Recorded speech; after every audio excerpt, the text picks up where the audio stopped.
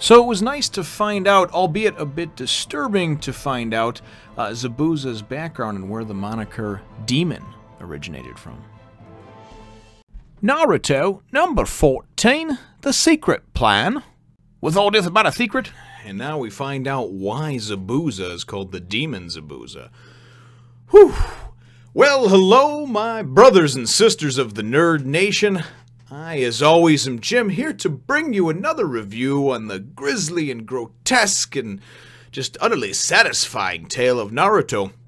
Our last chapter, of course, saw us with Naruto really at the end of it, kind of putting on the big boy pants, grabbing his balls and getting ready to go. Put his headband back on, and he was like, listen, I got a plan, and I don't care what Kakashi tells me. We're going to attack this Zabuza, and we're going to win. You know, so I thought it was very cool and very excited about it. It's a page turner for me at this point. So the chapter goes, and that's where it left off, and it kind of starts off over here, and we get a background of Zabuza and what his actual deal is over here. He comes from, you know, the village hidden in the mist, and it was also called the Village of the Bloody Mist, because they have this graduation ritual for their ninja that what happens is at graduation ceremony, people that they've been eating alongside, working alongside, training alongside, blood, sweat, and tears for God knows how long, months, years, whatever, are paired off, and they fight each other to the death. So if 100 people go to graduate, only 50 make it out of graduation, the other 50 get buried. And these are kids, you know, 10, 12, 14 years old, I guess, so definitely kind of barbaric. But get this, right? That's not the worst part of it. Zabuza is called the Demon Zabuza, and that's why his name precedes him, because the Demon Zabuza, I guess apparently this kid appeared, you know, and they had to do some reform in their graduating, you know, the things that they do basically for the graduating class. And the next year, he wound up going without hesitation, and while this story is being told, you know, even like Sasuke and then Sakura is like, well, what do you mean? What about this team? What happened with this? You know. And what this is, it's building up to how much of just an ass clown this guy really is. And I shouldn't even say ass clown, just a heartless, dickless, meaningless bastard. I mean, really, he wound up butchering as a kid. They showed this little kid, and they show, you know, the way it's drawn and everything. They show all these dead kids.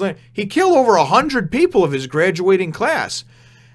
So clearly, he took the ritual to the next level, you know, and that's obviously how he got that name that precedes him, that moniker, that Demon Zabuza, you know, the Momochi Zabuza, the demon, holy of the mist, Jesus Christ.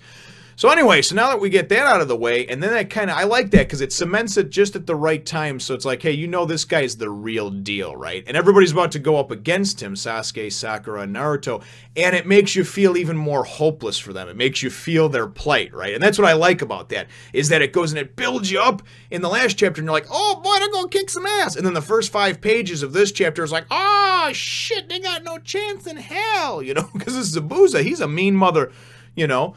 And man, it's just really cool. So from that point on, you know, things kind of, the shit kind of starts to hit the fan. Obviously, they're getting ready to fight. Zabuza is not going to go and mess around with them, and really that kind of whole background was just to sort of let them know, he's like, good times, good times. And it was just sort of like a history lesson to say, like, hey, you know what?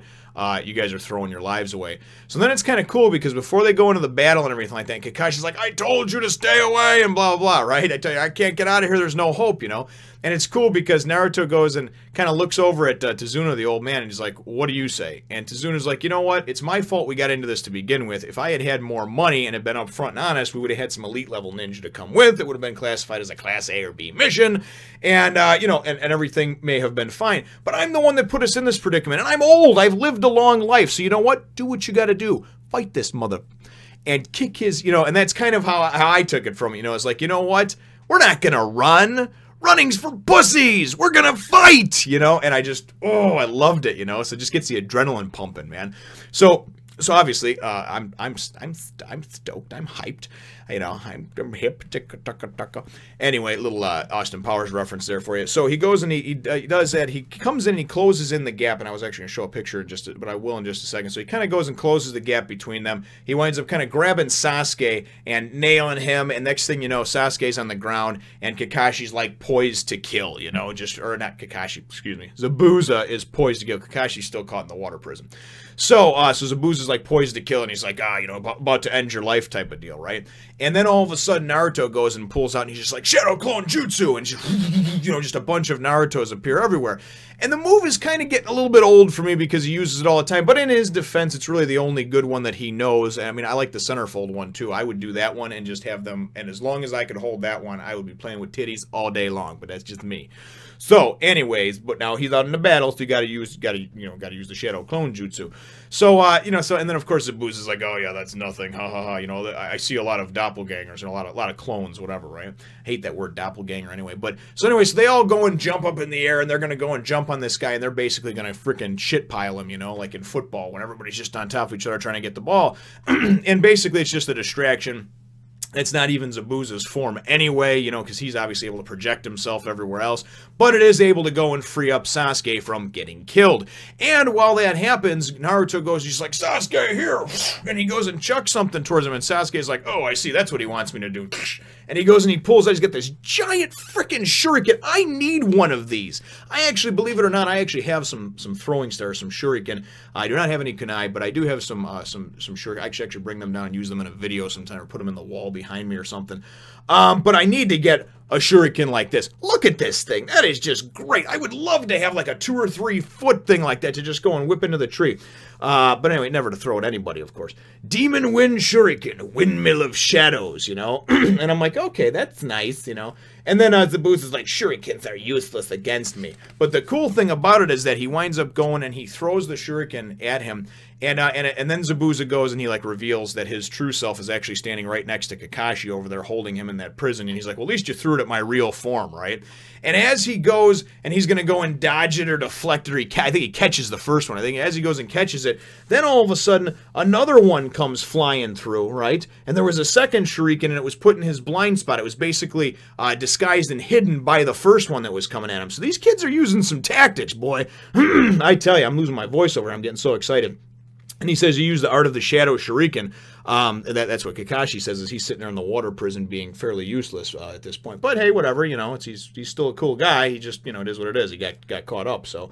But it's kind of, I love it because then he goes and Zabuza jumps, and I'm sorry, I'm not holding this up so everybody can see here. Those of you that are following along know what I'm talking about. So then Zabuza goes and jumps, and the other Shuriken goes underneath him, right? And he's just like, aha, still an amateur. And then Sakura the whole time is just like, she's like the worst, she's like a bandwagon jumper. She's like, when it's good, it's good, and when it's bad, oh my god, he dodged it. Oh my god, there was the second one. She's like amazed by everything on both teams, you know, not even a part of anything. So then you got Sasuke over there, just kind of got this little shit-eating grin smirk on his face. And the only thing I can take from it is that Naruto actually went and projected himself and turned into the second shuriken, knowing that this guy was going to dodge it, and he wound up coming up underneath, turning back into Naruto, right? So now he's got the drop on him because Zabuza's like, yeah, I dodged your first attack, and then that was clever putting the second one in there, but I'm too cool. And they're relying on him being too egotistical, I think, you know what I mean? Being somebody that's going to slip up because he's going to take these kids for granted, that they're not going to be a real fight, you know what I mean? And I think that's what it is. He's not going to take the fight too seriously. And then it's kind of cool because it goes and it shows everybody's faces, faces over here, even the old man.